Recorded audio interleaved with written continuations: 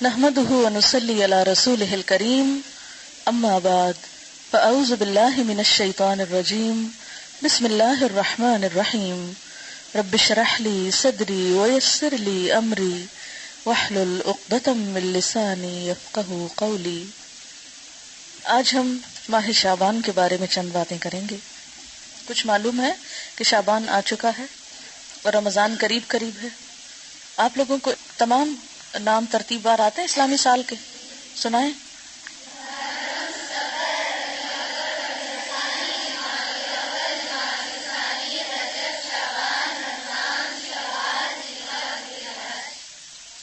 اس میں سے حرام مہینے کون کون سے ہیں؟ رجب، شعبان، رمضان اور کیونکہ آپ نے رجب سے شروع کیا ہے تو میرا خیال تھا کہ محرم، صفر، ربیع الاول کون سے ہیں پھر؟ محرم، رجب، ذی القعدہ اور ذی الحج، ٹھیک ہے۔ اور حج کے مہینے کون سے ہیں؟ ٹھیک ہے۔ اسی طرح رمضان کے علاوہ شعبان کا مہینہ بھی فضیلت والا مہینہ ہے۔ انہی مہینوں کے آپ مختلف سیٹ بنا سکتے ہیں، جیسے حرام مہینے، پھر اسی طرح حرام مہینوں کے علاوہ حج کے مہینے، اور دیگر مہینوں میں عبادت کے مہینے جو ہیں وہ خاص طور پر رمضان، اور پھر رمضان کے علاوہ کچھ عبادت شعبان میں بھی، اور رمضان کے بعد کچھ عبادت شوال میں بھی، شوال کی ابتدا میں جو 6 شوال کے نام سے روزے رکھتے ہیں۔ تو آپ یوں کہہ سکتے ہیں کہ شعبان، رمضان اور شوال یہ 3 مہینے جو ہیں یہ خاص طور پر روزے جیسی عبادت کے لیے ہیں، ٹھیک ہے نا۔ جیسے آپ کو معلوم ہے کہ ہمارے دین میں کچھ عبادات فرض کے درجے میں، یعنی عبادات کون کون سی ہیں؟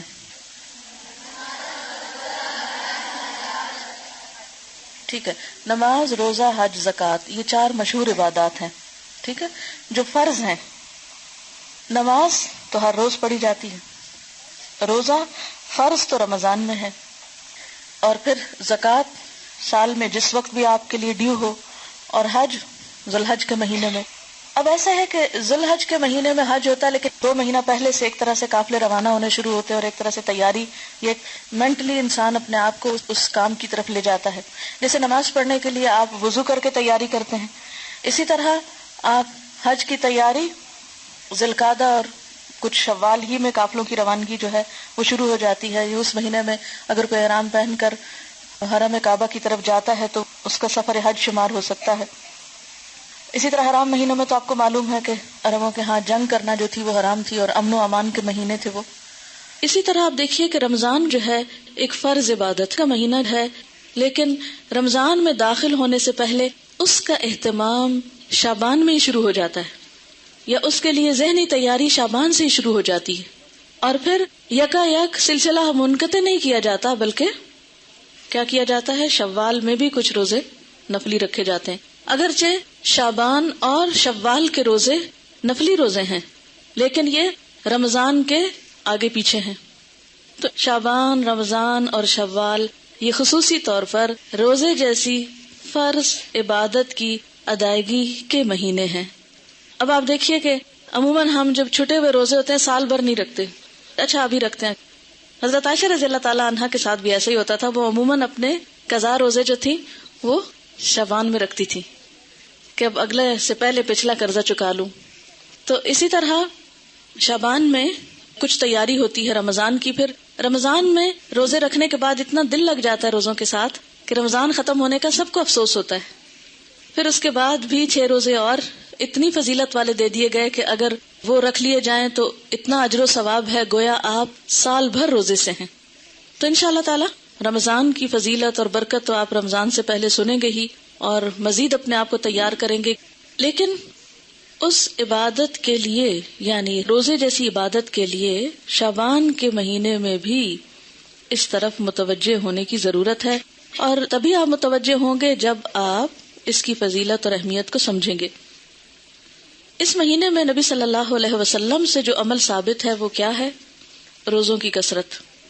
حدیث میں آتا ہے، ترمذی کی حدیث ہے، حضرت ام سلمہ رضی اللہ تعالی عنہا فرماتی ہیں، ما رأیت النبی صلی اللہ علیہ وسلم یصوم شہرین متتابعین الا شعبان و رمضان.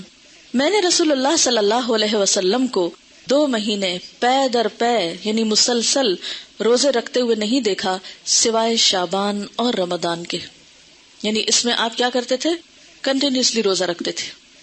حضرت اسامہ بن زید بیان کرتے ہیں میں نے عرض کیا اے اللہ کے رسول صلی اللہ علیہ وسلم میں آپ کو کسی مہینے میں سوائے رمضان کے اتنے روزے رکھتے ہوئے نہیں دیکھتا جس قدر روزے آپ شعبان میں رکھتے ہیں. آپ نے فرمایا کہ لوگ اس رجب اور رمضان کے درمیان والے مہینے کی فضیلت سے غافل ہیں. لوگ رجب اور رمضان کے بیچ والے مہینے کی فضیلت سے غافل ہیں. وہ اس مہینے کی پرواہ نہیں کرتے، قدر نہیں کرتے. حالانکہ اس مہینے میں لوگوں کے اعمال اللہ کے سامنے پیش کیے جاتے ہیں، اور میری چاہت یہ ہے کہ میرے اعمال اللہ تعالیٰ کے سامنے روزہ داری کی حالت میں پیش ہوں. یعنی جب اللہ تعالیٰ کے سامنے پیش ہوں تو میں روزے کی حالت میں ہوں. اس حدیث کو سن کر آپ کو کیا احساس ہوا ہے، کیا خیال آیا ہے؟ جی آپ پیچھے سے.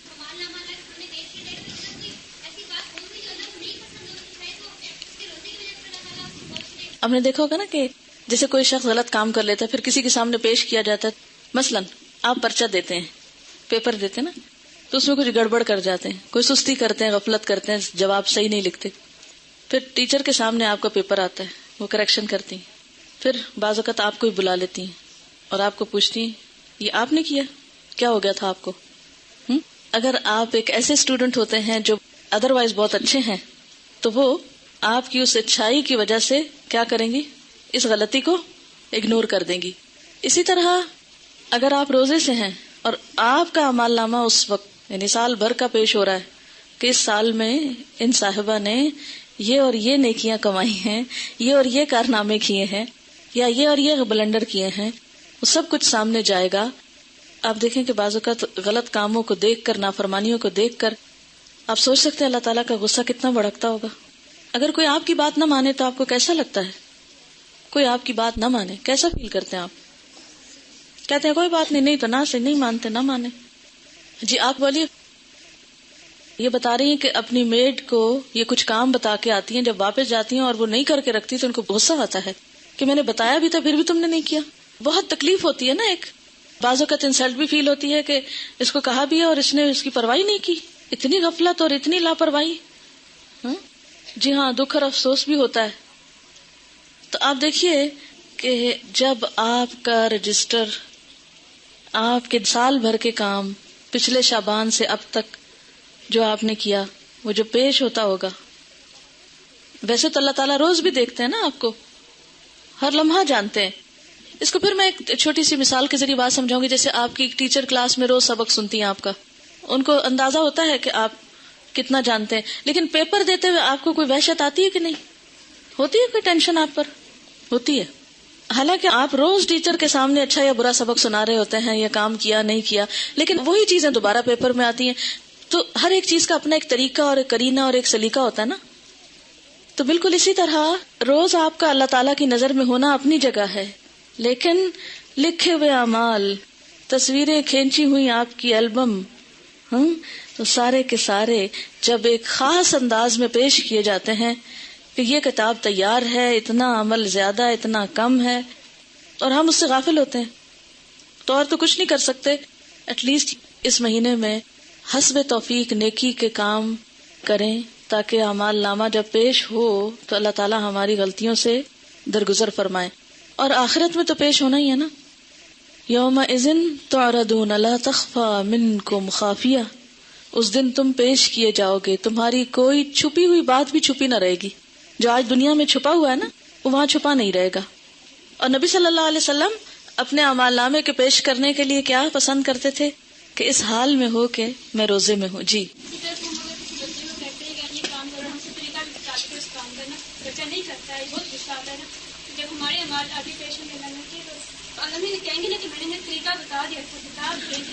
انسانوں کے سامنے تو انسان بہانہ بھی کر لیتے ہیں، نہیں یہ ٹیچر یہ بات تھی، یہ وجہ تھی، لیکن اللہ تعالیٰ کے سامنے تو ہم کوئی بہانہ بھی نہیں کر سکتے. بس اللہ تعالیٰ کو کیا مطلوب ہے، ہمارا دل کدھر رجوع کر رہا ہے، ہماری سوچ کدھر ہے، ہمارے دل میں اس کی محبت کتنی ہے، اور ہماری ایفرٹ کیا ہے، اور ہم کتنا رجوع کرنے والے ہیں. اور بنیادی طور پر اللہ تعالیٰ کو آپ سے بندگی مطلوب ہے، عاجزی مطلوب ہے کہ آپ اس کے بن جائیں. جی آپ.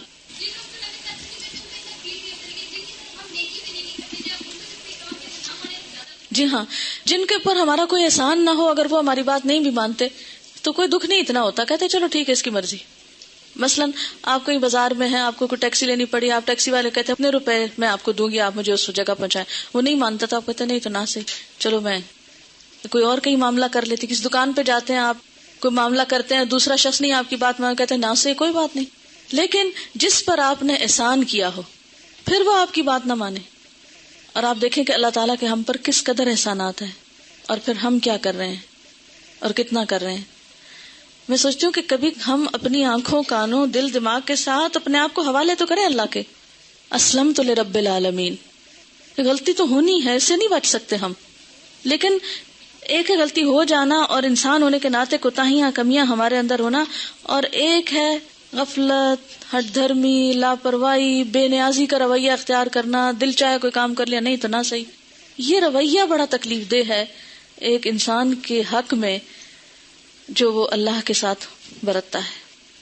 اچھا، اب ایک اور بات یہ ہے، ہم میں سے اکثریت روزے تو نہیں رکھتے شعبان کے، کیونکہ ہم ڈرتے ہیں کہ پھر ہم کمزور ہو جائیں گے اور رمضان کے جو روزے ہیں وہ نہیں رکھ پائیں گے. تو اس کا علاج کیا بتایا گیا ہے کہ 15 شعبان کے بعد نہ رکھیں. ٹھیک ہے نا، نصف شعبان کے بعد روزہ رکھنے سے منع کیا گیا، اور خصوصاً آخری 2 دن جو ہیں ان میں شک کا روزہ بالکل منع ہے. کہ کوئی شخص کہے نہیں میں احتیاطاً روزہ رکھ رہا ہوں، کیا پتا آج رمضان ہو گیا اور میں نے چاند نہ دیکھا ہو، اور یہ جو سب بتا رہے ہیں کیا پتا یہ بھی غلط ہو. تو وہ شخص شک کا روزہ رکھے تو شک کے روزے سے منع کیا گیا ہے. اور اس کے علاوہ 15 کے بعد روزے سے منع کیا گیا. اب آپ نے دیکھا کہ ایک طرف تو نبی صلی اللہ علیہ وسلم کا عمل ہے کہ وہ 2 مہینے مسلسل روزے رکھتے تھے، دوسری طرف منع کیا گیا ہے کہ 15 کے بعد روزہ نہ رکھا جائے. تو یہ کنٹراڈکشن نہ ہو گئی؟ اسی لیے تو ہم حدیث کو مانتے نہیں ہیں. ایک میں کچھ آتا ہے، دوسرے میں کچھ اور آتا ہے. کوئی جواب دے گا؟ جی آپ. شابش، ٹھیک ہے، یاد رکھیے انشاءاللہ آپ اصول الفقہ بھی پڑھیں گے اور چیزیں بھی، اور بھی ذہن کھلے گا آپ کا. جب آپ کا عمل اور قول آمنے سامنے آ جائے تو عمل آپ کے اپنے لیے خاص ہوتا ہے اور قول امت کے لیے ہوتا ہے. ٹھیک ہے نا؟ بعض جگہ آپ کو ایسا ملے گا کہ ایک جگہ آپ کسی چیز سے روکتے ہیں لیکن ہم دیکھتے ہیں آپ خود وہ کام کر رہے ہوتے ہیں. مثلا ایک اور روزے سے بھی منع کیا گیا ہے. وہ کون سا روزہ ہے؟ ہاں، سومے. ماشاء اللہ آپ کی معلومات تو بہت ہے. بخاری پڑھتے ہیں نا، اس لیے کوئی فائدہ ہوا پڑھنے کا؟ الحمدللہ. سوم وصال سے منع کیا گیا. وہ کون سا ہوتا ہے سوم وصال؟ مسلسل روزہ رکھنا. کس طرح؟ جیسے صبح روزہ رکھا، افطار کے وقت افطار نہیں کیا، پھر اگلے دن کی اسی وقت نیت کر لی، پھر رات بھر کچھ نہیں کھایا، اگلے دن پھر روزہ. اس کو سوم وصال کہتے ہیں. آپ صلی اللہ علیہ وسلم خود ایسا روزہ رکھتے تھے کیونکہ آپ کی طاقت، جیسے انہوں نے فرمایا، آپ کی کیپیسٹی، آپ کی طاقت، آپ کا مقام اور آپ کی کچھ عبادات امت سے خاص تھی. کیونکہ آپ کا مقام بہت بڑا ہے نا، تو جتنا بڑا کوئی مقام کسی کا ہوتا ہے اتنی بڑی اس کی ذمہ داری بھی ہوتی ہے. ٹھیک ہے؟ تو جیسے آپ نے ہمیں سوم وصال سے منع کیا، اسی لیے عام لوگوں کو 15 کے بعد روزوں سے منع کیا گیا ہے، تاکہ وہ خوف میں نہ رہیں کہ ہم رمضان سے پہلے ہی کمزور ہو گئے ہیں. جیسے پہلے 15 دنوں میں روزے رکھیں، پھر اس کے بعد آخری 15 دنوں میں آپ آرام فرمائیں، پھر اس کے بعد رمضان کی ابتدا کریں. ٹھیک ہے؟ اچھا، نبی صلی اللہ علیہ وسلم کے کافی سارے خصائص ہیں. سورۃ الاحزاب میں شاید کچھ ذکر کیے تھے. تو خصائص ہیں آپ کے جو آپ کو امت سے خاص کرتے ہیں، کیونکہ آپ نبی ہیں نا، عام انسان کی طرح تو نہیں ہے. لیکن کچھ کام ایسے ہیں جو آپ نے عام انسانوں جیسے کیے ہیں، جیسے کھانا پینا، بازار جانا وغیرہ وغیرہ. خیر یہ تو ایک الگ بحث ہے. اچھا، اب مشکل یہ ہے کہ کچھ لوگ روزہ وغیرہ تو کوئی نہیں رکھتے مگر حلوہ ضرور پکاتے ہیں 15 شعبان کو، شب رات دھوم دھام سے مناتے ہیں. اب ہماری قوم کی اکثریت اس بات سے بالکل غافل ہے، بھولی ہوئی ہے. یہ جو ابتدائے شعبان ہے اس کے روزے کتنے فضیلت والے ہیں، لیکن حلوہ پکانے کی جو رسم ہے وہ بہت لوگوں کو پتا ہے. اچھا، اب بعض لوگ یہ بھی کہتے ہیں کہ یہ مردوں کی عید ہے. جی، کسی نے سنا ہے یہ پہلے؟ افسوس کہ ایسی میں نے آپ کو بتا دی ایک غلط بات. لیکن معاشرے میں کچھ جگہوں پر یہ مشہور ہے. تو یہ ہے کہ اس کو مردوں کی عید کہا جاتا ہے. تو اس ضمن میں بھی یہ، ویسے بنیادی طور پر اس دن وہ ختم کا حلوہ ہی پکاتے ہیں اور مردوں کو ثواب پہنچانے کے لیے اور اس قسم کی رسومات جو ہیں وہ ادا کی جاتی ہیں. اور اس کے لیے دلیل کیا دیتے ہیں؟ بعض کا خیال یہ ہے کہ نبی صلی اللہ علیہ وسلم کا دندان مبارک احد کی جنگ میں شہید ہوا تھا، تو اس وقت آپ سے روٹی نہیں کھائی جاتی تھی، آپ کو حلوہ پکا کر دیا گیا تھا. تو اس لیے ہم بھی حلوہ پکاتے ہیں، یعنی وہ اس سے ریلیٹ کرتے ہیں اس حلوے کو. آپ کو معلوم ہے جنگ احد کب ہوئی تھی؟ شاباش، شوال 2 ہجری میں ہوئی تھی. اب شعبان تو تھا ہی نہیں، یعنی جنگ احد 15 شعبان کو تو ہوئی نہیں. ٹھیک ہے نا؟ تو اب یہ کہنا کہ ہم اس لیے حلوہ کھا رہے ہیں ثواب سمجھ کے کہ وہ آپ صلی اللہ علیہ وسلم نے کھایا تھا اس دن. اور دوسری بات یہ ہے کہ عربوں کے ہاں یہ جس قسم کا آپ حلوہ پکاتے اور کھاتے ہیں اور جو رسم مناتے ہیں، اس طرح کا حلوہ یہ عرب ڈش نہیں ہے. بیسیکلی اس طرح کے حلوے کی ریسیپی فرق ہے. یعنی لفظ حلوہ جو ہے وہاں سویٹ کے لیے، مٹھائی کے لیے بھی استعمال ہوتا ہے اور سویٹس کے لیے بھی استعمال ہوتا ہے اور گھر میں پکائے ہوئے حلوے کے لیے بھی ہو سکتا ہے. ٹھیک ہے، لیکن یہ جو ہم عام طور پر سوجی کا حلوہ پکاتے ہیں اور ایک خاص طرح سے رنگ وغیرہ بھی ڈال لیتے ہیں بعض اوقات اس میں، تو یہ ہمارے اپنے ذائقے ہیں اور اپنے کھانے پینے کے سلسلے. اور پوری اس کا تو آپ سوچیں بھی نہ. آپ کو معلوم ہے صحابہ کرام نے پہلی دفعہ میدے کی روٹی کب دیکھی تھی؟ نبی صلی اللہ علیہ وسلم کے زمانے میں کبھی میدے کی روٹی پکی ہی نہیں تھی، پکائی ہی نہیں گئی تھی. اور آپ خود کیا تناول فرماتے تھے؟ جو کی روٹی، ان چنے آٹے کی روٹی. آپ کس شوق میں پوریاں پکاتے ہیں پھر؟ یہ کون سی سنت ہے؟ ویسے ٹھیک ہے اپنے رواج کے لیے آپ پکائیں، مگر ایسی چیزوں کو اوائڈ ہی کریں تو بہتر ہے. تو اس لیے یہ کہنا کہ اس دن حلوہ پوری پکانا اس کی کوئی دلیل ہے یا اس کے پیچھے کوئی سنت ہے یا ثواب ہے، تو نہیں، یہ پھر ایک طرح سے بدعت ہو جاتی ہے. اچھا، بعض لوگوں کا خیال یہ ہے کہ اگر کوئی شب رات سے پہلے فوت ہو جائے اور اس کے نام پر حلوہ پوری نہ پکائی جائے تو وہ شخص اس وقت تک مردوں میں ہی نہیں شامل ہوتا. پتہ نہیں کہاں رہتا ہے وہ. پھر آپ اس کے نام پہ پکا رہے ہیں، کتنا ظلم ڈھا رہے ہیں کہ اس کو مردہ ثابت کرنے لگے ہیں یا مردوں میں شامل کرنے لگے ہیں. اسے رہنے دیں کہیں جیتوں میں. پھر جی ہاں، قبروں کی لپائی ہوتی ہے باقاعدہ. یہ پچھلے سال میں ملتان میں تھی اور میں نے خود دیکھی اور کچھ تصویر وغیرہ بھی دور سے اتاری کہ جو لوگ، یعنی مجھے یاد ہی نہیں تھا کہ آج 15 شعبان ہے. تو صبح کے وقت ہم گھر سے نکلے، اتنے لوگ قبرستان میں، اتنے لوگ. میں نے کہا خیر ہو، اتنے لوگ نعوذ باللہ کوئی اندر دفن ہو رہے ہیں یا کیا ہو رہا ہے. نہیں، سچ مجھے پہلے نہیں سمجھ آئی کہ اتنا کیوں اس میں رش ہے نا. پھر تھوڑا سا ہم آگے گلی، وہ ہمارے ایک رشتے دار ہیں، ان کا گھر اس طرح ہے کہ جب ان کے گھر سے نکلتے ہیں تو گلی کے دائیں بائیں قبرستان ہے، پھر باہر مین سڑک پر آ جاتے ہیں تو پھر وہاں سے بھی نظر آتا ہے. جب ہم گلی سے نکل کے مین سڑک پہ پہنچے تو وہاں ایک سبیل لگی ہوئی تھی، تو اس سے پتا چلا کہ یہ عید کی طرح کا کوئی موقع ہے. اور پھر لوگ باقاعدہ لپائی کر رہے تھے، بچے بھی اور بڑے بھی قبریں لیپ رہے تھے اور پھر کو پھول ڈال رہے تھے اور کوئی رات کو وہ چراغاں کر رہے تھے. اب میں یہ سوچ رہی تھی کہ اگر ساری قوم سال میں ایک دن قبرستان کی صفائی کرنے لگتی ہے یا قبرستان میں جا کے لپائی اور اس پہ لگ جائے تو آپ دیکھیں کہ باقی کام کتنے رہ جائیں نا. اور پھر ہوتا کیا ہے، جب تک وارث جیتے ہیں کوئی لپائی آ کے کر دیتا ہے، جب وہ بھی چلے جاتے ہیں تو ختم ہو جاتا ہے سلسلہ. اب قبروں کو پکا کرنا یا ان کی بار بار لپائی کرنا یہ بھی کوئی سنت نہیں ہے. قبروں کو اونچا کرنا اور ان کو بہت نمایاں کرنا اور ان کی بہت اس طرح کی کیئر کرنا جو ہے، اس کا ہمارے دین میں تصور نہیں ہے. مردوں کا احترام لازم ہے، اس کے لیے اچھی گہری قبر کھودنے کے لیے کہا گیا، کھود کے پھر اس کے سائڈ پر زمین کھود کے بغلی قبر کا بھی حکم آتا ہے. وہ زیادہ بہتر ہے بنسبت اس کے کہ آپ تھوڑی سی قبر کھود کے اور پھر اوپر سے سنگ مرمر لگائیں یا کوئی اور.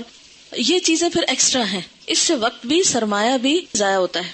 مردوں کو جو چیز فائدہ دیتی ہے وہ حلوہ پوری نہیں ہے، وہ آپ کی دعا ہے جس کے لیے آپ 15 شعبان کا انتظار نہ کریں. کب کریں وہ دعا؟ ہر روز کریں، ہر روز نماز پڑھیں اور کہا کریں ربنا اغفر لی ولوالدی وللمؤمنین. اس میں سارے قبروں والے آ جاتے ہیں. وللمؤمنین یوم یقوم الحساب. صرف قبروں کے اندر والے نہیں آتے، باہر والے بھی آتے ہیں. المؤمنین، اتنی تو گرامر پڑھ لی ہے نا. ال لگ جائے اور پھر جمع کا بھی ہو ساتھ، سارے مومن آ جاتے ہیں، زندہ ہو کے، من الاحیاء والاموات سب آ جاتے ہیں. تو بنیادی طور پر اس رات میں نہ تو کوئی حلوہ پکانے کا حکم ملتا ہے اور نہ ہی دن کو قبروں کی لپائی کا حکم ملتا ہے اور نہ ہی اس قسم کی کوئی خاص اس دن کی کوئی عید ہے.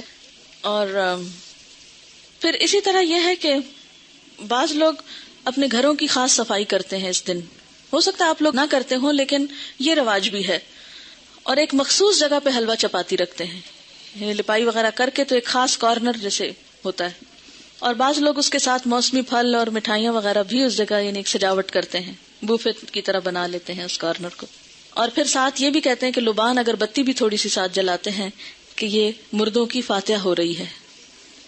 آپ دیکھیں کہ مردے کو کیا کیا چیز فائدہ دیتی ہے. جب ایک شخص فوت ہو جاتا ہے تو کیا کیا چیز کرنی چاہیے؟ جی آپ فرمائیے. انسان قبر میں تنہا اترتا ہے, صرف ایک چیز ساتھ اترتی ہے اور وہ انسان کا اپنا عمل ہے. ٹھیک ہے, باقی دو چیزیں واپس آ جاتی ہیں, اولاد اور مال, جیسے غلام وغیرہ ہوں یا اور کوئی گاڑی جس پہ لے گئے اس کو, یا اس کے علاوہ بھی اگر کوئی چیز ہے تو یہ دو چیزیں جو ہیں واپس آ جاتی ہیں, مال اور اولاد. باقی عمل ساتھ اترتا ہے. ایک چیز, صرف ایک چیز, اگر وہ تھوڑے بہت کمی بیشی ہے تو پیچھے والے اب اس کے حصے کے عمل تو نہیں کر سکتے, لیکن نمبر 1 دعا کر سکتے ہیں جو مردے کو فائدہ دے گی. اور اس کے لیے آپ اس دن سے دعا شروع کیجئے جس دن سے وہ فوت ہوا, اور ہر روز کیجئے, اور اس میں آپ دیر نہ کیجئے, کرتے رہیے.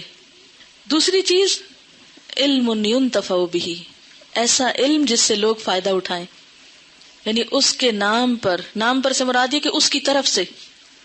آپ کیا کریں, کسی بچے کو پڑھا دیں, کوئی اسکول بنوا دیں, کوئی کتابیں آپ لے کے لوگوں کو کوئی لائبریری میں رکھوا دیں, کوئی بھی علم کا کام, یا اس نے خود جو کچھ پڑھایا تھا اپنے اسٹوڈینٹس کو, یا کتابیں لکھی, یا کوئی اور اسی طرح کی چیز تیار کی. اور تیسری چیز جو اس کو فائدہ دیتی ہے وہ کیا ہے؟ صدقہ جاریہ. آپ اس کے لیے قربانی کریں, آپ اس کے لیے پیسے غریبوں کو دیں, مسکینوں کو کھانا کھلائیں, اس کی طرف سے صدقہ کر سکتے ہیں. ٹھیک ہے, لیکن خاص دن حلوہ پوری پکا کے, روشنی اگربتی جلا کے اور ایک خاص سٹائل میں یہ سب کرنا جو ہے, یہ نبی صلی اللہ علیہ وسلم کی ایسی کوئی سنت نہیں ہے, اور نہ ہی ایسا دین کو مشکل بنایا گیا ہے جو ہر شخص کے بس کی بات نہ ہو. یعنی ہمارا دین ایسا نہیں کہ کچھ لوگ تو اس پر عمل کر سکے اور کچھ اس پہ عمل کے قابل ہی نہ ہو. اب ہر شخص تو حلوہ پوری پکا نہیں سکتا. مثلا میں حلوہ تو شاید پکا لوں, اگر پوری نہ پکا سکوں. آپ میں سے میرے خیال اکثریت روٹی بھی نہیں پکانا جانتی ہوگی. جب سے میں ہاسٹل میں رہ رہی ہوں تو میں نے اکثر لڑکیوں کی روٹی بنانی ٹیسٹ کی ہے, اور صحیح روٹی نہیں بنانی آتی, جو ہم میں سے ہر کوئی ہر روز کھاتا ہے. ہمارا اسٹیپل فوڈ ہے. کچی روٹی پکاتے ہیں, جلی بھی پکاتے ہیں, صحیح روٹی نہیں پکانی آتی. تو اب آپ دیکھیں کہ اگر روٹی نہیں بنانی آتی تو پوری کس کو بنانی آتی ہوگی. ٹھیک ہے نا. پھر اس کے بعد یہ ہے کہ ہر ایک کے پاس اتنے پیسے کہاں ہوتے ہیں کہ وہ حلوے کے لیے سب کچھ مہیا کر سکے. اور پھر آپ دیکھیے کہ حلوہ بھی پکانے کا صحیح طریقہ آنا چاہیے. کئی لوگ میں نے دیکھے ہیں کہ وہ کچا پکا سوجی کو کر کے اس میں یلو کلر ڈال کے, پانی ڈال کے اور کچی چینی ڈال کے حلوہ پکا کے رکھ دیتے ہیں جس سے پیٹ میں درد ہو جائے. حلوہ اس وقت اچھا پکتا ہے جب آپ کو سوجی بھوننی آتی ہو صحیح, اور وہ پیشنس مانگتا ہے, صبر. بہت ہلکی آنچ پہ کوئی کم از کم 1 گھنٹہ اگر آپ سوجی بنائیں پھر جا کر صحیح حلوہ بنتا ہے. سوجی بھوننے میں جلد بازی جو ہوتی ہے وہ کبھی بھی حلوے کو صحیح نہیں پکنے دیتی. ٹھیک, لیکن ہم ہر چیز میں انسٹنٹ فوڈ کے عادی ہو گئے, انسٹنٹ, جلدی, فوری, جس کے نتیجے میں ہم اب دوسروں کو بیمار تو نہ کریں ایسے حلوے کھلا کے. بعض اوقات دم بھی اس کا صحیح نہیں آنے دیتے, کچا ٹیسٹ آ رہا ہوتا ہے اس میں. آپ کو پتا ہے مکھڈی حلوہ جو ہوتا ہے وہ کیسے بنتا ہے؟ دیکھیں, خواتین کا دل پسند ٹاپک ہے نا, تو کیا ہوا اگر ہم اس پہ ذرا سی بات کر لیں. کیسے بنتا ہے, کسی کو آتا ہے؟ ہاں بتائیے. ہاں, کتنی دیر پکتا ہے؟ تھوڑا ہے. کوئی اور بتائے گا؟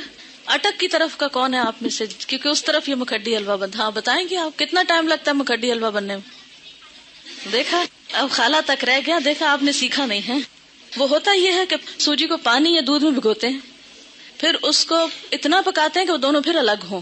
یعنی دودھ تو خیر الگ نہیں ہوتا, لیکن اس کا جو گھی ہے, گھی میں پکاتے نا, تو پھر وہ گھی اور وہ بالکل الگ الگ جب ہو جائے تو پھر اس کو چھوڑتے ہیں, اور تقریباً 6 گھنٹے تو اس میں لگ ہی جاتے ہیں اگر آپ صحیح پکانا چاہتے ہیں. ویسے تو 2 منٹ میں بھی آپ گھول کے گرم کر کے رکھتے ہیں, خیر یہ باتیں میں نے ضمناً ود ان بریکٹس اس لیے کی ہیں کہ آپ سب بچیاں ہیں، خواتین ہیں، گھر والوں کی صحت کا انحصار آپ پر ہے. اگر آپ کو صحیح کھانا پکانا آتا ہوگا اور صبر بھی ساتھ آتا ہو تو پھر آپ کے گھر والے صحت مند ہوں گے، اور وہ صحت مند ہوں گے تو آپ کو دین کا کام کرنے کا وقت ملے گا. تو یہ جو صحیح کھانا پکانا آنا یہ بہت بڑی نعمت ہے، اور اس پر وقت لگائیں اور اس کو سیکھیں اپنے والدین اور خالہ وغیرہ سے، کیونکہ ایسا نہ ہو کہ یہ زبان تو ہماری جا ہی رہی ہے، ویسے آدھی اردو بولتے ہیں آدھی انگریزی بولتے ہیں. اب کھانوں میں بھی ہم نے کچھ چائنا سے منگا لیے ریسیپیز، کچھ ادھر ادھر سے، اب وہ کھانے کے سٹائل بھی بدلتے جا رہے ہیں. حالانکہ بیسٹ فوڈ جو ہے الحمدللہ ہمارے اس کانٹیننٹ کا ہے کہ جو بہت اچھی طرح ویل کوکڈ اور ٹیسٹ کے حساب سے بھی اچھا ہوتا ہے. لیکن افسوس یہ کہ اب ہم آؤٹ ڈور ایٹنگ کے اتنے عادی ہو گئے ہیں کہ ہمیں گھر میں پکانا اچھا ہی نہیں لگتا نا. اور اکثر لڑکیوں کو یہ کہتے سنا گیا آئی ہیٹ کوکنگ. دین والی کوئی لڑکی یہ زبان سے بات نہ نکالے، ٹھیک ہے؟ کیوں نہ نکالے؟ وجہ آپ کو پتا ہے کہ کھانا کھلانا کون سے کاموں میں سے؟ جی ہاں، تو یہ صرف غریب کو کھانا کھلانا نہیں، اپنے گھر کے غریبوں کو کھلانا جو ہے وہ بھی ایک بہت بڑی نیکی کا کام ہے. تو ہیٹ کوکنگ کہنے کی بجائے، لیکن اعتدال اس میں بھی، یہ نہیں کہ پھر آپ کچن سے نہ نکلیں. اور اس میں کہ سادہ غذا ہو لیکن ویل کوکڈ، نیوٹریشس، جس سے آپ کی صحت، آپ کے بچوں کی صحت درست رہے. اگر وہ درست رہے گی انشاءاللہ آپ کے پاس وقت زیادہ ہوگا، پھر آپ دین کا کام زیادہ اچھی طرح کر سکیں گے. ٹھیک ہے نا؟ یہ بات میں اپنے تجربے سے آپ کو بتا رہی ہوں. جی آپ کچھ کہنا چاہ رہی؟ جی دعا کر سکتے ہیں. اللہ تعالیٰ کے لیے کیا مشکل ہے؟ وہاں تو ہے نا اس کے پاس، وہ جدھر چاہے ڈال دے. یمحو اللہ ما یشاء ویثبت. کیا مطلب اس آیت کا؟ یمحو اللہ ما یشاء ویثبت، مٹا دیتا ہے جس چیز کو چاہتا ہے اور باقی رکھتا ہے جس کو چاہتا ہے. اس میں جو چاہے وہ تبدیلی کر سکتا ہے. وَعِندَهُ أُمُّ الْكِتَابِ، اور اس کے پاس ہے اصل کتاب. سب کی تقدیریں اس کے ہاتھ میں ہیں. جس کو جو چاہے عطا کر دے اور جس کے حصے سے جو چاہے کراس کر دے کہ نہیں یہ اس کو نہیں دینا. اچھا جناب، پھر اس کے بعد یہ ہے کہ بعض لوگوں نے یہ بھی بات مشہور کر رکھی ہے کہ میت کی روح 40 دن گھر آتی رہتی ہے، اور مومنین کی روح جمعہ کی رات کو، شب برات کو اور عیدین کو اپنے گھروں پہ آتی ہے. یہ بات مشہور ہے کہ اس دن روحیں آتی ہیں. ایک تو جمعرات کے دن آتی ہیں، اور ایک جو ہے عیدوں کو آتی ہیں اور شبرات کو آتی ہیں. حالانکہ اس کے پیچھے کوئی دلیل نہیں ہے، یہ ہمارا اپنا خیال ہے. دیکھیں وہ کس لیے آئیں گے، کیا کرنے آئیں گے؟ ان کا دنیا سے کوئی رشتہ، کوئی تعلق، ان کو تو کوئی انٹرسٹ ہی نہیں رہتا یہاں سے. جو نیک لوگ ہوتے ہیں وہ کہتے ہیں شکر ہے ہماری جان چھوٹی اس مصیبتوں کے گھر سے، اس قید خانے سے. اور جو برے لوگ ہوتے ہیں وہ جتنا بھی چاہیں کہ آ کے واپس کوئی اچھا عمل کر سکے تو آ نہیں سکتے. سورۃ المؤمنون میں آپ نے ایک آیت پڑھی ہوگی، وَمِن وَرَائِهِمْ بَرْزَخٌ إِلَى يَوْمِ يُبْعَثُونَ. جو روح ایک دفعہ آگے چلی گئی ان کے پیچھے برزخ حائل ہو گیا، پردہ حائل ہو گیا. کب تک؟ إِلَى يَوْمِ يُبْعَثُونَ، اس دن تک جبکہ یہ بالکل ایسے جیسے بچہ پیدا ہونے کے بعد واپس نہیں ماں کے پیٹ میں جا سکتا، ایسے ہی دنیا سے جانے کے بعد انسان دنیا میں نہیں آ سکتا. اتنا ہی محال ہے. جیسے بچے کی پیدائش میں ماں کو ایک تکلیف اٹھانی پڑتی ہے نا، تو مرتے وقت جب انسان کی روح نکلتی ہے تو خود اس کو یہی کرب سے گزرنا پڑتا ہے. تو روح بھی آپ دیکھیں کہ بہت سے وہ لوگوں کے مرتے وقت کے حالات سنے ہوں گے، پڑھے ہوں گے. ایک ڈاکٹر مودی شاید اس نے 120 لوگوں کے موت کے واقعات لکھے ہوئے ہیں. تو وہ تجربہ یہ بتاتے ہیں کہ جیسے ایک گیٹ کھلتا ہے اور اس میں ہم جا رہے ہیں، ٹریول کر رہے ہیں، آگے کو جا رہے ہیں. تو بات یہ ہے کہ جو آگے چلا جاتا ہے وَمِن وَرَائِهِمْ بَرْزَخ، پیچھے آڑ آ جاتی ہے، دروازہ بند کر دیا جاتا ہے. اب دنیا میں نہیں کوئی آتا، اور انہوں نے کرنے بھی کیا آنا ہے. اور کہیں سے ثابت بھی نہیں ہے قرآن سے کہ روحیں ہمارے گھروں میں واپس آ کے رہتی ہیں. ٹھیک ہے نا؟ اور آپ ذرا سوچیں تھوڑی دیر کے لیے کہ اگر آپ کو مرنے کے بعد آپ کے گھر میں بار بار آنے کی اجازت دی جائے تو آپ کا حال کیا ہوگا؟ بتائیے ذرا. آپ دیکھیں گے آپ کا سامان کسی کے پاس چلا گیا، آپ کی چیزیں کسی نے توڑ دی ہیں، آپ کی چیزیں کسی نے پھینک دی ہیں، خراب کر دی ہیں. تو آپ دیکھ دیکھ کے کیا کریں گے؟ ذرا سوچیں، اپنے آپ کے لیے سوچیں کہ آپ مرنے کے بعد پھر آئیں دنیا میں، اور عید کو بھی آتے ہیں، اور شبرات پہ بھی آتے ہیں، اور جمعرات کو بھی آتے ہیں، اور 40ویں پہ بھی آتے ہیں. تو پھر آ کے آپ کیا کرتے ہیں؟ کیا کریں گے آ کے؟ کتنی حسرتیں ہوں گی نا. تو کیا آپ سمجھتے کہ اللہ تعالیٰ بندوں کو اس طرح حسرتوں میں مبتلا کرتا ہے کہ واپس بھیج کے، یعنی سارے تو عید کے کپڑے پہن کے کھڑے ہوں اور ہم دور کھڑے دیکھتے رہے ہیں کہ یہ عید منا رہے ہیں اور ان کو ہم بھول گئے، ہمیں یاد ہی نہیں کرتے اب یہ. اور پھر ہمارا دل چاہے گا کہ ہم کسی کو گلے ملیں، یہ جو آپس میں ہم بھی ملیں تو مل نہیں سکیں گے. اب پھر کسی کو دیکھ کے دل چاہے گا کہ اس سے بات کریں، بات ہی نہیں کر سکیں گے. تو یہ بات عقل کو بھی نہیں لگتی کہ کوئی مرنے کے بعد پھر دنیا میں آئے اور پھر آئے بھی خاص اوکیزنز پہ جب لوگ خوشیاں منا رہے ہوں اور آپ مر کے آ کے ان کے سر پہ دیکھ رہے ہوں حسرت سے. کس قدر افسوسناک بات ہے. تو اور پھر یہ تو چلو ویسے ہم سوچ رہے ہیں نا کہ اگر ہو اف اٹ از پاسبل تو how does it look like, لیکن قرآن میں بھی کہیں نہیں لکھا ہوا اور حدیث میں بھی کہیں اس طرح نہیں پتا چلتا. ہاں یہ ہے کہ مردہ جب قبر میں ہوتا ہے نا تو اس کے حساب کے لیے اس کو واپس روح لوٹائی جاتی ہے، اس کو اٹھا کے بٹھایا جاتا ہے، اور وہ جو ایک کنیکشن ہے نا مردے کا قبر میں اور برزخ میں، وہ ایک خاص کنیکشن ہے. جیسے ہمارے پاس ایک ٹیلی فون ہے اور ایک کسی اور جگہ پر ہے تو وہ ایک خاص وائر کے ذریعے کنیکشن ہے. تو جسم اور روح کا ایک کمیونیکیشن کو ہو سکتا ہے آپس میں، لیکن وہ قبرستان کی حد تک ہو جائے تو ہو جائے، کیونکہ وہاں سزا جزا کا ایک کنسپٹ موجود ہے قبروں کے اندر. لیکن عام گھروں میں اور گھروں کے اندر آ کر، اور پھر یہ کہ کچھ روحیں بھٹکتی ہیں اور کچھ روحیں دوسروں کے اوپر مسلط ہو جاتی ہیں، اور یہ سب جنات ہوتے ہیں جن کو انسانی روحیں سمجھ کر وہ کیا جاتا ہے. اور بعض اوقات شیاطین دھوکہ دیتے ہیں انسانوں کو، کیونکہ بعض لوگ کہتے ہیں نا مجھے بالکل ابھی خوشبو آئی تھی اور مجھے ایسے لگا جیسے مجھے کسی نے آواز دی ہے، اور مجھے بالکل وہ تو میرے بھائی جیسا ہی تھا، کوئی مجھے ہیولا نظر آیا گھر میں، اور یہاں خانہ کعبہ میں نظر آیا فلاں، وہ تو فوت ہو چکا. یہ سب اگر آپ نے سائیکالوجی پڑھی بھی ہو تو اس میں آپ نے پڑھا ہوگا، التباس کے بارے میں پڑھا ہوگا، ہیلوسینیشن وغیرہ کے بارے میں. خیر وہ ایک اور ایکسٹریم پہ لے جاتے ہیں. لیکن بیسیکلی یہ ہے کہ جو شیاطین ہوتے ہیں، جنات ہوتے ہیں، وہ بھی بعض اوقات انسان کو دھوکہ دیتے ہیں، ایسی باتیں ان کو بھٹکانے کے لیے، بہکانے کے لیے، ان کا عقیدہ خراب کرنے کے لیے، بگاڑنے کے لیے ان کو بھول بھلائیوں میں ڈالتے ہیں، ان شکلوں میں آ جاتے ہیں. ٹھیک ہے نا. تو جو چیز قرآن سنت سے ثابت نہیں، بس اس پہ خاموشی اختیار کی جائے، نہ کہ اس کے آگے ایک نیا دین گھڑ لیا جائے اور پھر کھانے پکا لیے جائیں. اب دیکھیں مردہ خود تو وہ حلوہ کھا نہیں سکتا اور ہم اس کو خوش کرنے کے لیے حلوہ بنا رہے ہیں.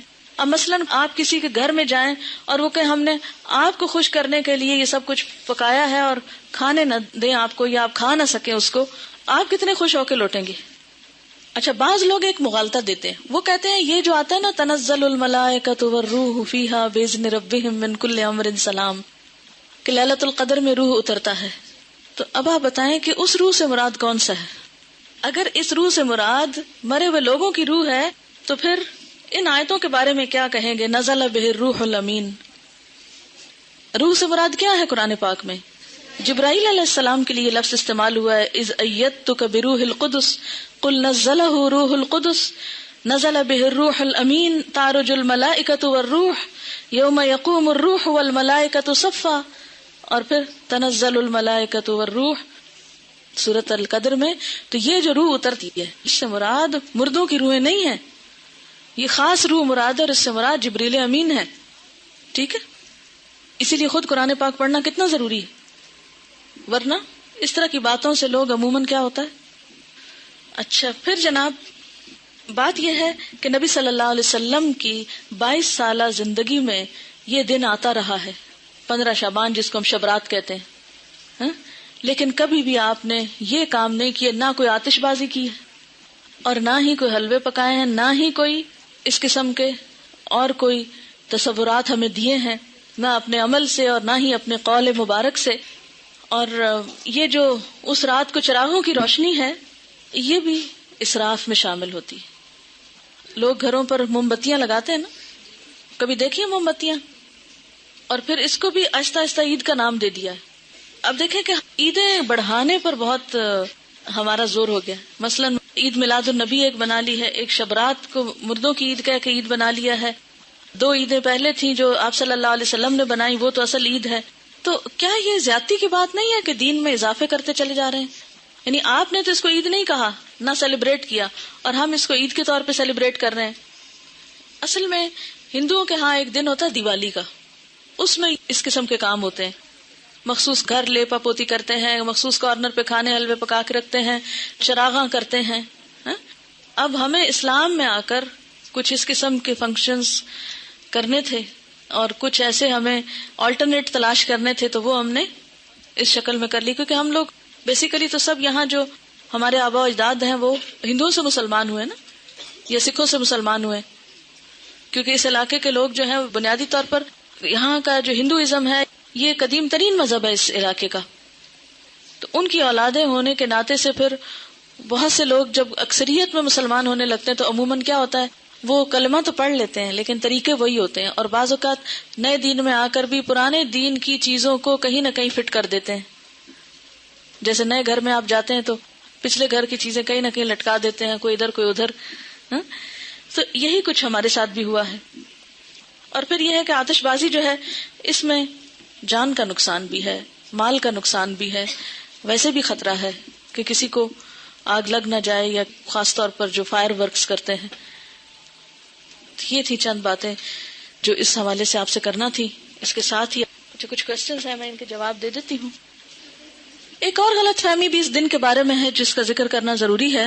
بہت سے لوگ یہ سمجھتے ہیں کہ اس رات کو تقدیر کے فیصلے ہوتے ہیں، 15ویں شعبان کو، ٹھیک ہے، کہ تقدیر لکھی جاتی ہے، اور اس کو کر دیتے ہیں مکس کس کے ساتھ؟ لیلۃ القدر کے ساتھ.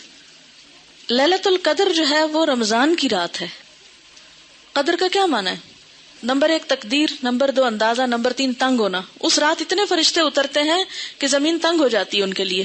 نمبر 2 یہ کہ وہ بڑی قدر و قیمت والی رات ہے کہ قرآن نازل ہوا تھا، انا انزلناہ فی لیلۃ القدر.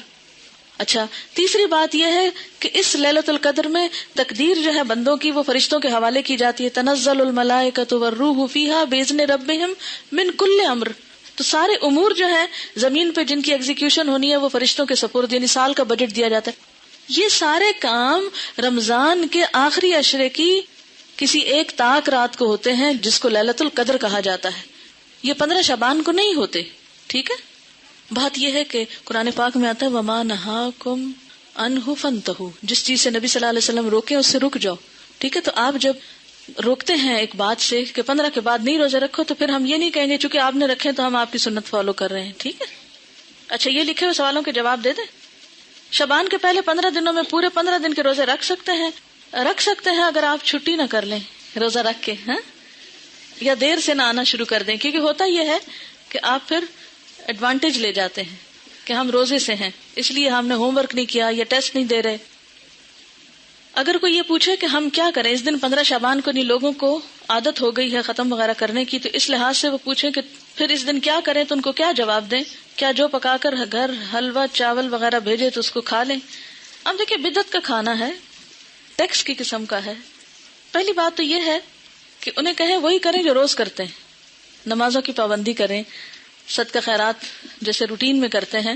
کیونکہ جو دن اللہ کے رسول صلی اللہ علیہ وسلم نے مخصوص نہیں کیا کسی خاص عبادت کے لیے، اس کو اپنی طرف سے بتا کے اچھا آپ یہ کر لیں یہ کر لیں یہ کر لیں، تو یہ بھی درست نہیں ہوگا. آپ کیا بتائیں جو روز کرتے ہیں وہی اس دن کریں، کیونکہ نبی صلی اللہ علیہ وسلم سے کوئی خاص عمل ثابت نہیں ہے. اگر والدین اور شوہر روزے اس ماہ میں منع کریں تو کیا ان کی بات مان لی جائے؟ نفلی روزے میں شوہر کی اجازت ضروری ہے، تو یہ نفلی روزے ہیں، ٹھیک ہے نا. اللہ یہ کہ آپ کو فرض پورا کرنا ہے، پچھلا قضا کرنا ہے، وہ تو پھر آپ نہیں کسی کی بھی مانیں گے. لیکن نفلی روزے میں بیوی کے لیے شوہر کی اجازت ضروری ہے لیکن والدین کی ضروری نہیں ہوتی. What's your grandson's name؟ چلے میں آیت ایک پڑھتی ہوں، آپ بتائیے. لم نجعل له من قبل سمیا. جی یہ نام اللہ تعالیٰ نے خود رکھا تھا نا حضرت یحییٰ کا. چلیے اگر کسی عورت کے پچھلے رمضان کے فرض روزوں کی قضا باقی ہو، وہ روزے رکھنے کی طاقت رکھتی ہو، تو 15 کے بعد رکھ سکتی ہے یا قطعی ممنوع؟ دیکھیں قطعی ہے یا نہیں، جب پسندیدہ یہی ہے کہ نہیں رکھے، الا یہ کہ قضا رہتے ہیں تو کچھ قضا پھر شوال میں جا رکھے. ٹھیک ہے. اچھا ایک چھوٹی سی بات مجھے خیال آ رہا تھا، میں آپ سے شیئر کروں گی، ہے تو بس ایسے ہی لیکن مجھے اس بات سے تھوڑی سی خوشی ہوتی ہے، میرے ذہن میں آ رہی تھی. آپ نے نام کی بات کی ہے تو اس وقت الحمدللہ میری نانی موجود ہے نا، زندہ ہے، یعنی میری نانی، اور میں بھی نانی بن گئی ہوں. تو اور اتفاق یہ ہے کہ مجھے یہاں پر آئی ہوں، یہاں سے میں اپنی نانی کی ملاقات کے لیے بھی، اسی وزٹ میں میرا درس تھا سرگودا میں بھی، تو میں ان سے بھی ابھی ملاقات کروں گی جا کے. تو ایسے ایک اتفاق کی بات ہے، اللہ تعالیٰ کو ایسے ہی منظور تھا، تھوڑا سا آپ سے شیئر کرنا تھا. نانی بننے کے بعد نانی کی زیارت کرنے جانا ہے، کیونکہ جب مریم ایکسپیکٹ کر رہی تھی تو میرا بہت دل چاہتا تھا کہ کاش میری نانی زندہ رہے یہ خبر سننے کے لیے. ویسے الحمدللہ she is about 100 but she is all right. ویسے تو بڑھاپے کی ایک ویکنس ہوتی ہے، لیکن اپنے پاؤں چل کر واش روم جاتی ہیں. جب لاسٹ ابھی میں ملی ہوں تو اس وقت الحمدللہ چھوٹا موٹا اپنا کام کر لیتی ہیں، بستر بنا لیا، کچھ اور اپنے ہاتھ سے کھا پی لیا، چل پھر لیا. پہلے تو گفتگو بہت اچھی کرتی تھی، بہت فصیح اللسان تھی، لیکن یہ کہ اب اس دفعہ میں نے دیکھا کہ بات کم کر رہی تھی. الحمدللہ.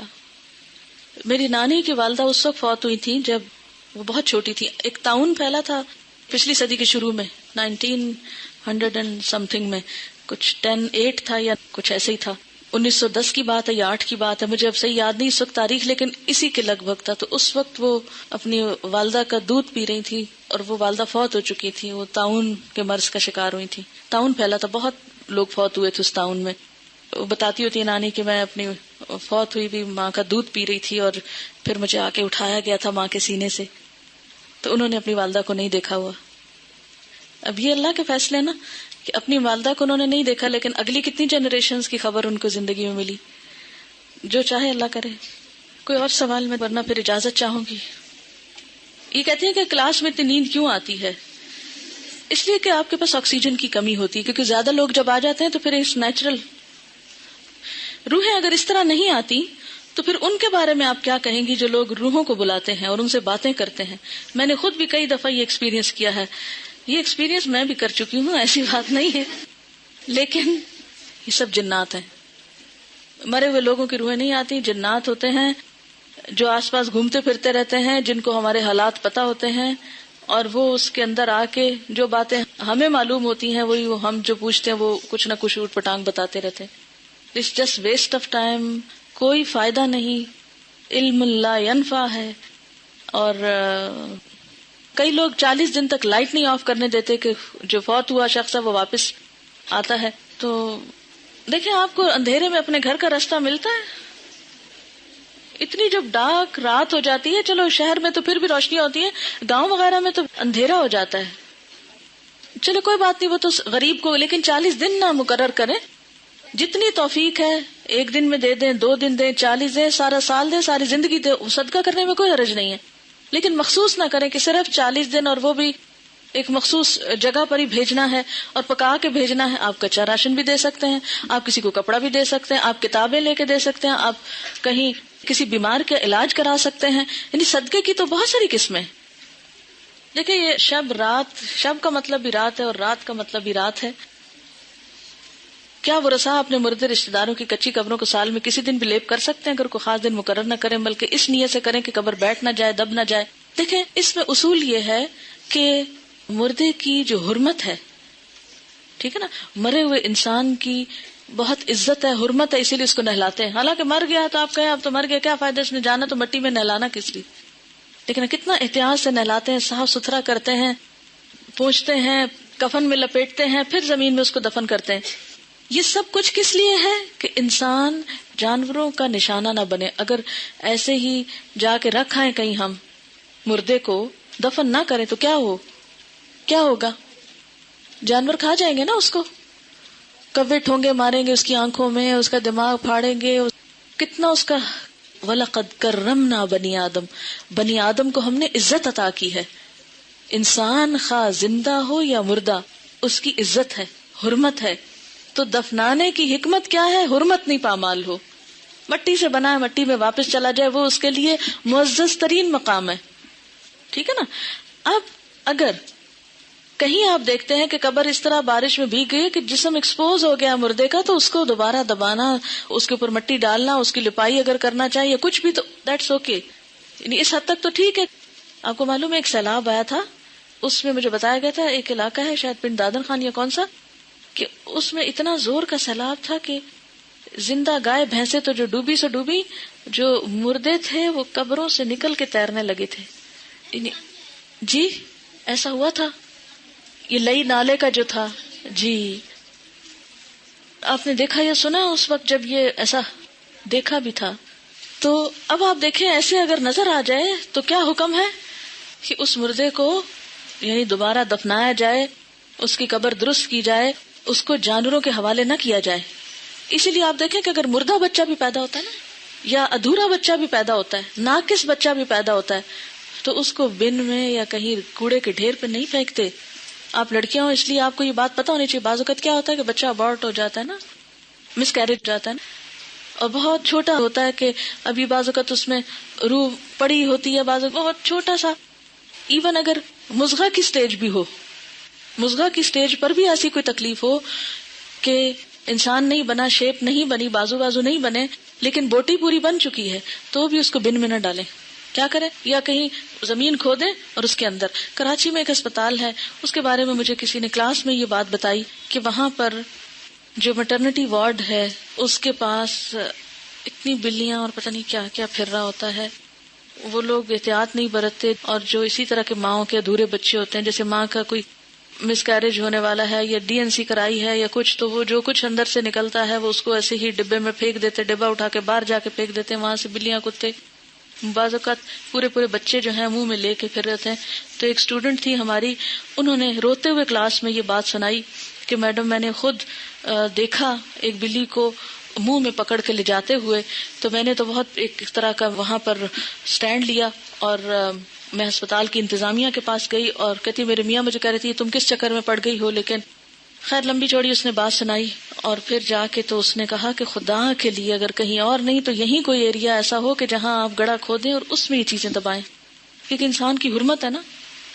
کیونکہ اگر آپ اس طرح انسانوں کے جسم کے ٹکڑے, مثلا اگر کسی کا آپریشن بھی ہو نا, خدا نخواستہ کسی کی ٹانگ کاٹ دیتے ہیں, کسی کا کوئی بازو کاٹ دیتے ہیں, ایسے آپریشن ہوتے ہیں نا, یا جسم کے اندر سے کچھ نکال دیتے ہیں بعض اوقات, تو وہ انسانی جسم کے ٹکڑے ہیں, ان کی بھی حرمت ہے, ان کو بھی بلیوں کو نہ ڈالیں. کیونکہ یہ جو جانور ہوتے ہیں بلی وغیرہ, ان کو جب خون پڑ جاتی ہے نا, انسانی خون کی لت پڑ جاتی ہے, تو یہ بھی خون خوار ہو جاتے ہیں. پھر بعض اوقات ایسا تھا نا جیسے خواتین کا رحم نکال دیا جاتا ہے, تو یہ نہیں کہ ان کو اٹھایا اور آپ یوں ہی پھینکا ہے کوڑے کے ڈھیر پہ. یعنی خاص طور پر آپ میں سے اگر کچھ لوگ ہاسپٹلز میں کام کرتے ہیں یا کسی بھی طرح کوئی لنک ہے ان کا, تو ان سارے انسانی اعضاء کی حرمت ہے. حتیٰ کہ جو بال اترتے ہیں ہمارے, تو بہتر تو یہی ہے کہ ہم کٹھے کر کے پھر کہیں دبا دیں. ہمیں تو بچپن میں یہ سکھایا گیا تھا, اب بہت لاپرواہی برتتے ہیں, لیکن کیونکہ بال بھی تھوڑے رہ گئے تو بچپن میں یہ ہوتا تھا کہ جب اترتے تو ڈھیروں ڈھیر اترتے تھے. تو ہماری پھپھی تو بہت اس میں سختی کرتی تھی, ہر ایک بہن کے ہمارے ایک خاص ڈبہ رکھا ہوا تھا الماری میں جہاں چیزیں ہوتی تھی, کہ باہر ایک بال نظر نہ آئے, وہ سارے اکٹھے کر کے اس میں ڈالتے جائیں اور پھر ایک لفافہ بھر کے کہیں جا کے اس کو زمین میں دبا دیں. کیونکہ انسان کی ایک عزت ہے, جب انسان کی حرمت پامال ہوتی ہے دل سخت ہوتے ہیں. جیتوں کے ساتھ بھی انسان زیادتی کرنے لگتے ہیں. آپ کو معلوم ہے نا کہ انسان کی جو عزت ہے یا جو اس کے خون کی حرمت ہے, یہ اللہ تعالیٰ نے شہر حرام اور اس مہینہ حرام اور جو مقام ہے ان سب کی حرمت سے زیادہ اعلیٰ قرار دی ہے. تو قبر اگر بہ رہی ہو یا کچی ہو یا خراب ہو رہی ہو, تو وہ صرف وارثوں کا ہی کام نہیں, جو بھی قبرستان کے ذمہ دار ہوں, رکھوالے ہوں, وہ یہ کریں. ہمارے تو افسوسناک خبریں ملتی ہیں کہ بعض اوقات ملی بھگت سے مردے چرا لیے جاتے ہیں اور راتوں رات نکال لیے جاتے ہیں, اور ان کو پھر آگے سیل آؤٹ کیا جاتا ہے. دوسرے ملکوں میں جو میڈیکل سٹوڈنٹس کے لیے ایسے گینگ بنے ہوئے ہیں کہ وہ سپلائی کیے جاتے ہیں انہیں ناجائز طور پر. بہت کچھ ظلم, کیونکہ خدا کا خوف نہیں, خشیت اللہ فی السر والعلانیہ وہ نہیں, تو پھر آپ جو جی چاہے کریں. وہ کہہ رہی ہیں کہ کسی ہاسپٹل میں ہاؤس جاب کر رہی تھی, تو چوہوں کا سائز انہوں نے بلیوں جیسا دیکھا, کتنے موٹے موٹے. تو پھر پتا چلا کہ جو ڈلیوریز ہوتی ہیں پلاسنٹاز ایسے ہی بن میں پھینک دیے جاتے ہیں, اور وہ چوہے کھا کھا کے اس کو. اب آپ خود سوچیں کہ انسانی صحت کے لیے کتنا نقصان دہ ہے. اچھا, کسی نے کہا کہ 15 شعبان کے بعد جو روزہ رکھنے سے منع کیا, اگر کوئی رکھ لے تو کیا گناہ ہوگا؟ بنی اسرائیل والے سوال کرتے ہیں آپ. دیکھیے, اچھا اطاعت گزار کون ہوتا ہے؟ سمعنا و اطعنا. اللہ تعالیٰ آپ کا حکم ہے, اللہ کے رسول صلی اللہ علیہ وسلم آپ کا فرمان ہے, ٹھیک ہے نہیں کریں گے, بس ختم بات. پھر کیوں پوچھیں گے اگر کر لیا تو کیا ہوا, اگر بھول کے کر لیا, اگر ثواب کی نیت سے کر لیا, نہیں بس ٹھیک ہے. دیکھیے, کچھ چیزیں جو ہیں ان پر یہ تو حرام اور حلال کی قید نہیں لگائی گئی, لیکن پسندیدہ یہی ہے کہ انسان سنت کو فالو کرے, اس میں اجر ہے, اور وہ آپ ہی کے فائدے کے لیے نا. کہتے ہیں کہ ہندو جب دیوالی کا تہوار مناتے ہیں تو یہ سوچ ہوتی ہے کہ لکشمی دیوی جو دولت حسن مال کی دیوی ہے وہ خوش ہوگی, ہمارے گھر خوب دولت اور رزق آئے گا. کہیں شب برات کے پیچھے بھی تو یہی کانسیپٹ نہیں کہ اس دن خاص چیزیں پکانے یا صدقہ کرنے سے مزید خوشحالی آئے گی. ہو سکتا ہے کہ کچھ ایسی نیت بھی ہو. لکھا ہے میں پچھلے 4 سال سے روزے نہیں رکھ رہی کیونکہ ڈاکٹر نے منع کیا ہے کہ میں دوائی کھاتی ہوں اور دوا مس نہیں کر سکتی. یہ 4 سال سے کھا رہی ہوں کہ چھوڑ دوں تو بیمار ہو جاتی ہوں. سیکنڈ اوپینین لے. ایک خاتون تھی، ان کو میں نے اسی طرح مشورہ دیا کہ آپ سیکنڈ اوپینین لے کر تھوڑا آپ کوشش کریں، ایک دن روزہ رکھیں، اگر چل گیا کمپلیٹ کر لیں. وہ السر کی مریضہ تھی، ان کو ہر تھوڑی دیر کچھ کھانا پڑتا تھا، اور رمضان کی برکت ایسی ہوتی ہے کہ انہوں نے ٹرائی کیا اور شام تک کوئی خاص نہیں تکلیف ہوئی، اور الحمدللہ اس کے بعد کئی سالوں سے مسلسل اب روزے رکھ رہی، اور اس سے پہلے کافی عرصے تک وہ روزے چھوڑتی نہیں. آپ ٹرائل بیس پہ رکھ لیں، اگر آپ سمجھیں کہ مرنے لگے ہیں تو پھر توڑ کے روزہ دوا کھا لیں، ٹھیک ہے، لیکن ذرا سا ٹیسٹ تو کریں. مثلا میں نے گھٹنے کی تکلیف آپ کو بتائی تھی نا، تو بیٹھ کے نماز پہ، اب میں کیا کرتی تھی، بیڈ پہ تھوڑا ایسے موڑ موڑ کے بیٹھ کے دیکھتی تھی، اچھا آج میں نیچے پڑھ سکتی ہوں نماز، اچھا آدھی پڑھ لوں، فرض نیچے پڑھ لوں، سنت اوپر پڑھ لوں، تھوڑا تھوڑا ٹرائی کر کے. پھر ایک دفعہ تو ایسا ہوا کہ نیچے بیٹھنے لگی تو اتنی تکلیف ہوئی، پھر اٹھ کے جلدی اس کرسی پہ بیٹھ گئی. تو ٹرائی ضرور کرتے رہنا چاہیے، لیکن اگر پہلے سے ڈر جائیں کہ نہیں یہ تو ہو ہی نہیں سکتا، اب ایک دفعہ مجھے چھوٹ گیا، نہیں، ابھی آپ ینگ ہیں، اور آپ کو پتا ہے بہت سی بیماریوں کا علاج خود روزے کے اندر ہے. 15 شعبان کو مرنے والوں کی قبروں کی صفائی تو کرتے ہیں، مگر جن راستوں پہ زندہ لوگ چلتے ہیں ان کا کسی کو کوئی خیال نہیں. اس پر بھی ویسے آپ سے بات کروں گی انشاءاللہ، کبھی زندگی رہی. میرا جی چاہتا ہے کہ ہم سب اپنے گلی محلوں کے بارے میں کچھ سوچیں، ان کی صفائی کا. آپ کو پتا ہے کہ امریکہ میں بچوں کو ہوم ورک ملتا ہے اس طرح کا، کیا بلا کسی کو کوئی معلوم ہے اس طرح کی بات؟ جی کوئی بتائے گا؟ اس طرح کے ہوم ورک ملتے ہیں کہ آج آپ اپنی جو باؤنڈری وال ہے اس کے ساتھ جتنا بھی ایریا ہے اس کو آپ صاف کریں گے، اور باقاعدہ پھر اس میں چیک کیا جاتا ہے اور اس کے مارکس دیے جاتے ہیں. میرا جی چاہتا ہے کہ اب آئندہ ہم بھی کچھ اس طرح کے ہوم ورک شروع کریں تاکہ ہماری گلیاں محلے کچھ صاف ہوں. اب ہو سکتا ہے آپ کے ماں باپ کو اجازت نہ دیں کہ آپ گلی صاف کریں، لیکن کچھ تو کچھ کیا جا سکتا ہے. اگر میں آپ کی جگہ ہوں تو پتہ کیا کروں، گلی محلے کے بچوں کو اکٹھا کر لوں، ان کو ساتھ ملاؤں، اور ان کو کوئی نہ کوئی اچھی بات بتا کے اور ان سے کہو چلو ہم سب مل کے یہ کرتے ہیں.